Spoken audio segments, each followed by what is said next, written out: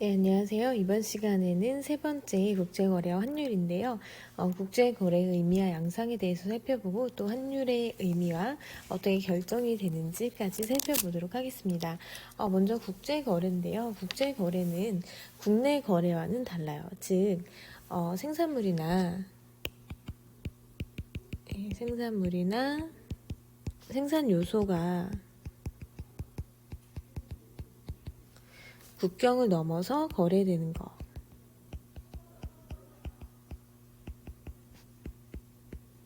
네, 우리가 이런 것을 국제거래라고 부릅니다. 여러분이 앞단에서 배웠지만 다시 한번 정리를 해보면요. 우리가 생산물이라고 하면 재화와 서비스가 있었고요. 재화는 눈에 보이는 거고 서비스는 눈에 보이지 않는 거였죠. 그 다음에 생산 요소라고 하면 대표적인 게 노동이나 자본, 또는 뭐 토지 이런 것도 생산 요소에 들어가겠죠. 그러니까 국내 거래와 달리 국경을 넘어서 거래되는 거를 국제 거래라고 하고요. 국제 거래는 왜 발생하냐? 발생 원인을 살펴보면 나라마다 갖고 있는 자원이 달라요. 네, 자원이 다르고 네, 자원 보유가 다르고요. 또 생산 요소도 달라요. 어떤 나라는 노동이 많은 나라가 있고요. 어떤 나라는 자본을 많이 보유하고 있는 나라가 있습니다. 또 기술 수준도 다르고요. 자연 환경도 다릅니다. 네, 이런 요인 때문에 국제거래가 발생한다라고 이야기할 수 있습니다. 그런데 이 국제거래가 예전과 달리 조금 더 활발해졌거든요. 그래서 최근에 어떤 국제거래의 양상에 대해서 정리를 해볼게요. 네, 국제거래 양상은 첫 번째로는 국내 거래보다는 자유롭지 못합니다. 네, 국내 거래보다는 자유롭지 못해요.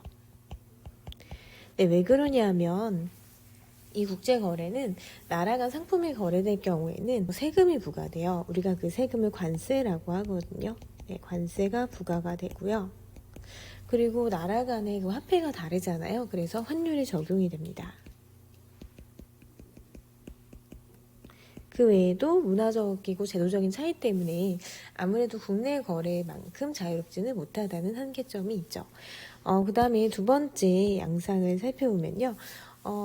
세계화가 좀 활발하게 진행이 되다 보니까 그에 따라서 국제거래도 옛날에는 생산물의 거래가 주로 이루어졌다면 이제 생산 요소인 노동과 자본의 거래까지도 활발하게 이루어지고 있습니다.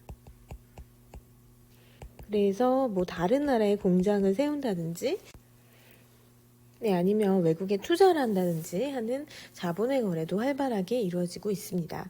그리고 또 경제협력체가 구성이 되는데 아무래도 이 국제거래에서는 관세라든지 이런 장벽이 있거든요.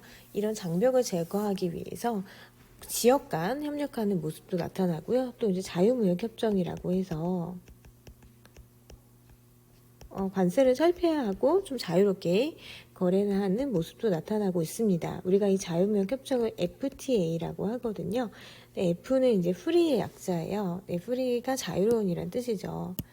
네, 이거는 free. 그 다음에 T는 trade예요. 네, trade. 그 다음에 A는 agreement입니다. 네, 그래서 자유무역 협정은 좀 관세 장벽을 낮추면서 나라 간에 자유롭게 무역을 하자는 무역 협정이라고 보시면 되는데요. 우리나라는 뭐 미국이라든지 칠레 그리고 EU 등등 여러 나라와 이미 FTA를 맺었습니다. 네, 두 번째는 환율의 의미와 결정인데요.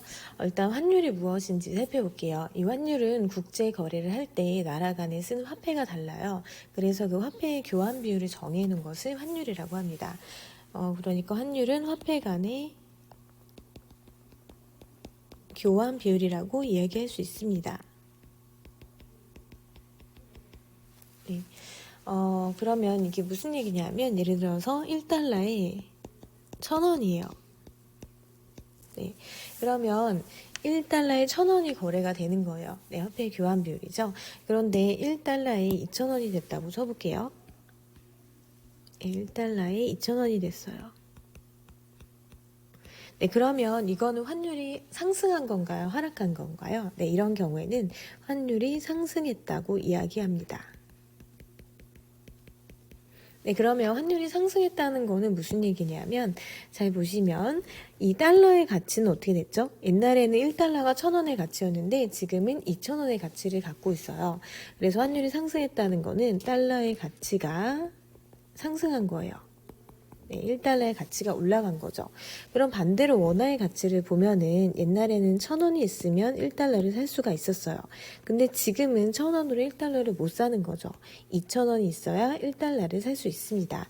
즉 원화의 가치는 하락한 거예요. 네, 그래서 환율이 상승했다라고 하는 거는 이때 달러, 외국 돈의 가치가 상승했다는 의미로 받아들이시면 됩니다. 그리고 원화의 가치는 떨어진 거죠. 네, 그래서 환율이 상승한 경우는 이렇게 정리할 수 있고요. 반대로 환율이 하락한 거 1달러에 1,000원이었는데 이게 1달러에 500원이 됐어요. 그러면 우리는 이 경우를 환율이 하락했다고 하고요. 네, 아까처럼 정리를 해보면 이때 달러 가치는 하락한 거고요. 네, 달러가 원래 1,000원의 가치가 있었는데 지금 500원의 가치밖에 못 갔기 때문에 달러의 가치는 하락한 거고 원화의 가치는 상승한 거죠. 옛날에는 1,000원이 있어야지만 1달러를 샀는데요. 지금은 500원만 있어도 1달러를 사고 1,000원이 있으면 2달러는 살 수 있습니다. 그래서 환율 상승과 하락의 의미는 이렇게 정리하시면 됩니다. 그럼 두 번째로 환율의 결정인데요. 환율은 매일매일 바뀌어요. 그러면 어떻게 결정이 되는지를 살펴보면 이 환율은요. 외환시장에서 수요와 공급에 의해서 결정이 됩니다. 우리가 수요와 공급에 의해서 상품의 가격이 결정된다고 배웠는데요. 이때 외환시장이라고 하면 외국 돈이 거래되는 시장이에요. 우리는 달러가 거래되는 시장을 살펴보도록 할게요. 그러면 여러분들이 수요와 공급을 배웠기 때문에 그래프를 그리면서 이 내용을 학습을 하면요. 일단 수요 공급 그래프 기억나시죠? 네, 이쪽에 Y축에는 가격이 들어가는데 이번에는 환율이 들어가요. 환율. 네, 환율은 영어로 exchange rate이기 때문에 E라고 표시를 할게요. 그러면 이 외환시장에서 외환의 수요가 있고요. 네, 외환의 수요를 우리 D라고 표시를 하고 외환의 공급도 있습니다. 네, 이게 S가 되겠죠. 그러면 수요도 있고 공급도 이렇게 있어요. 그래서 수요와 공급이 만나는 이 점에서 균형 환율이 결정이 됩니다. 그래서 우리가 수요와 공급의 원리를 공부를 했었는데요. 이 수요와 공급의 원리가 이렇게 환율에도 적용이 된다는 거. 이거를 알아두시면 되겠네요. 그러면 다음 시간에는 이 외화의 수요인, 외화를 필요로 하는 건데요. 이건 무엇이고 외화의 공급, 외화가 우리나라에 들어오는 요인은 무엇인지 정리를 하고 또 환율의 상승과 하락이 우리의 생활에 미치는 영향에 대해서 살펴보도록 하겠습니다. 네, 수고하셨습니다.